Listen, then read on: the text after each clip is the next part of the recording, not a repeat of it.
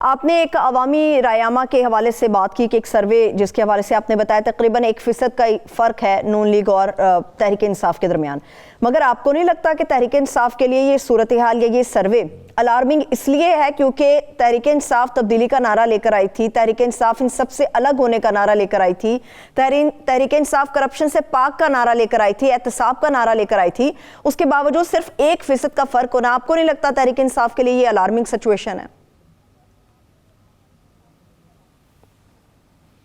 نہیں، الارمنگ تو کب سے ہے، یعنی پہلے بھی پنجاب میں کیا اسے اکثریت ملی تھی پی ٹی آئی کو، اکثریت نون لیگ کی تھی، تو جہانگیر ترین صاحب کام آئے، آزاد امیدواروں کو لے آئے، وہ آزاد امیدواروں کو شامل کر کے حکومت بنائی گئی نا، اور کاف لیگ کو شامل کر کے۔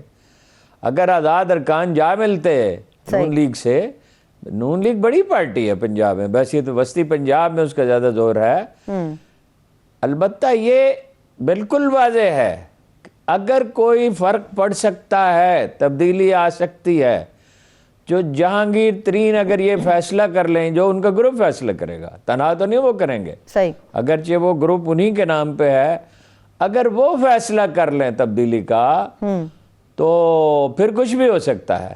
اور مجھے اس بات پر حیرت ہے، اس سوال کا کوئی جواب نہیں ملتا کہ جہانگیر ترین نے کوئی سخت بیان تک نہیں دیا، کوئی کارروائی نہیں کی، کسی مرحلے پر ان کے لوگوں نے حکومت کے خلاف ووٹ نہیں دیا، مگر عمران خان صاحب کی انا اتنی بڑی کیوں ہے کہ ان سے بات نہیں کرتے؟ دونوں کے لیے ایک ہی آپشن ہے کہ ایک دوسرے سے بات کریں، خدا جانے کیوں نہیں بات کرنا چاہتے۔ جہانگیر ترین فیصلہ کن ثابت ہو سکتے ہیں آخری مرحلے میں، 3 درجن کے قریب ارکان ہیں قومی اور صوبائی اسمبلی کے، اور اگر وہ الگ ہو گئے اور انہوں نے کسی اور سے اتحاد کر لیا یا آزادانہ لڑنے کا فیصلہ کیا الیکشن، تو یہ بہت بڑا نفسیاتی دھچکا ہوگا۔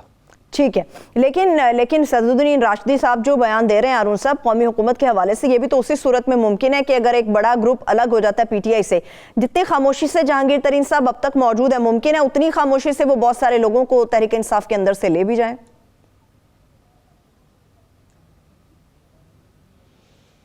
مزید لوگ تو میرا خیال ہے نہیں جا سکتے، جن لوگوں نے جانا تھا وہ چلے گئے، ان میں سے ایک صاحب واپس بھی آ گئے، تو باقی یہ ہے کہ جہانگیر ترین میں مجھے تو ایک بار ان سے میری بات ہوئی تھی، پیر صاحب سے میرا ان سے ملنا رہتا، میں عرصے سے کراچی گیا نہیں، میں جب بھی جاؤں تو ان سے ملاقات ہوتی ہے، تو وہ کوئی پرتپاک تعلقات کا تو اظہار نہیں کیا تھا انہوں نے جہانگیر ترین صاحب کے بارے میں، لیکن رابطہ بہت پرانا ہے۔ پھر یہ ہے کہ ان میں مروت بہت ہے، پیر صدرالدین راشدی صاحب میں مروت بہت ہے، صحیح، اور جہانگیر ترین صاحب کو بات کرنا آتی ہے۔ ٹھیک ہے، واپس آنے سے بھی یاد ہے، یہ تو میں قیاس کر رہا ہوں کہ وہ ان سے ملے ہوں گے شاید، ہاں جی، یہ تو میں آئندہ طور پہ نہیں کہہ سکتا، صحیح، ممکن ہے، دیکھیے نا حلیف ناراض ہوتے رہتے ہیں۔ ایک عمران خان صاحب کا مسئلہ یہ ہے کہ وہ کبھی کسی کا حال تو پوچھتے نہیں، کسی سے رابطہ تو رکھتے نہیں، سوال ہی پیدا نہیں ہوتا۔ مطلب وہ پیر صاحب پگالہ شریف کی وفات پہ، ان کے والد کی وفات پہ، ان کو جو لوگ ان کے ساتھ گئے تھے انہوں نے کہا زبردستی ان کو لے جایا گیا، وہ اس کے لیے بھی تیار نہیں تھے عمران خان صاحب۔ تو یہ بھی ان کا مسئلہ ہے، وہ اپنے حلیفوں سے رابطہ تو رکھتے نہیں، کتنا عرصہ چودھریوں سے ان کی ملاقات ہی نہیں ہوئی تھی، چودھری شجاعت کی تیمارداری کے لیے بھی نہیں گئے تھے، آخرکار مجبوراً گئے، 3 سال رجسٹ کرتے رہے کہ منو صلاحی کو وزیر نہیں بنائیں گے، پھر بنایا۔ وہ خسرو بختیار آپ کے وزیر ہو سکتے ہیں، منو صلاحی نہیں ہو سکتا، یہ کوئی قابل فہم بات نہیں ہے۔ صحیح، بالکل ٹھیک بات ہے، لیکن ہارون صاحب اس ساری سیاست میں نون لیگ ابھی بھی خاموش نہیں ہے۔ نون لیگ کے حوالے سے نون لیگ تو خود بات کرتی ہے، مگر تحریک انصاف کے وزیر بھی نون لیگ کی بات کرتے ہیں۔ نواز شریف صاحب کی کوئی خبر نہیں ہے، ہارون صاحب کیا خیال ہے کب تک آئیں گے، کوئی خبر ہے آپ کے پاس؟ کتنی دفعہ آپ کو بتایا نہیں آئیں گے، سوال ہی پیدا نہیں ہوتا۔ بحرین اور قطر کی بڑی کوشش ہے، لابی ان کے لیے کر رہے ہیں، اس سے پہلے بھی وہ کیسے باہر گئے تھے۔ آج ایک مضمون چھپا ہے، کوئی صاحب جو موجود تھے ملاقات میں، مجید نظامی صاحب مرحوم نے پوچھا جنرل پرویز مشرف سے کہ جب سزا ہو چکی تھی نواز شریف کو تو آپ نے انہیں جانے کیوں دیا؟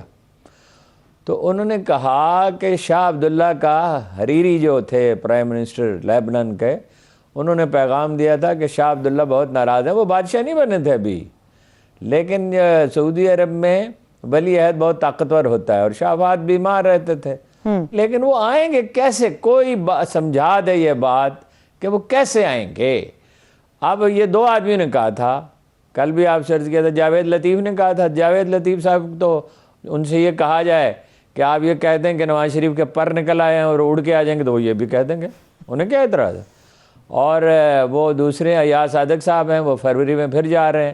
پچھلی دفعہ تو انہیں ملاقات کے لیے انتظار کرنا پڑا تھا. حیرت ہے کہ اس کے باوجود وہ جا رہے ہیں. اور انہوں نے کہا میری مسکراہٹ سے مطلب اخذ کریں. کیا کہنے جی، یہ تو آج تک میں نے نہیں سنا تھا، کسی ابراہیم لنکن نے بھی کبھی نہیں کہا ہوگا یہ بات. مزاج کچھ شاعرانہ ہو سکتا ہے وہ جا رہے ہیں ناموں پہ. میں آپ سے بار بار عرض کرتا ہوں، کس وجہ سے کہا ہو؟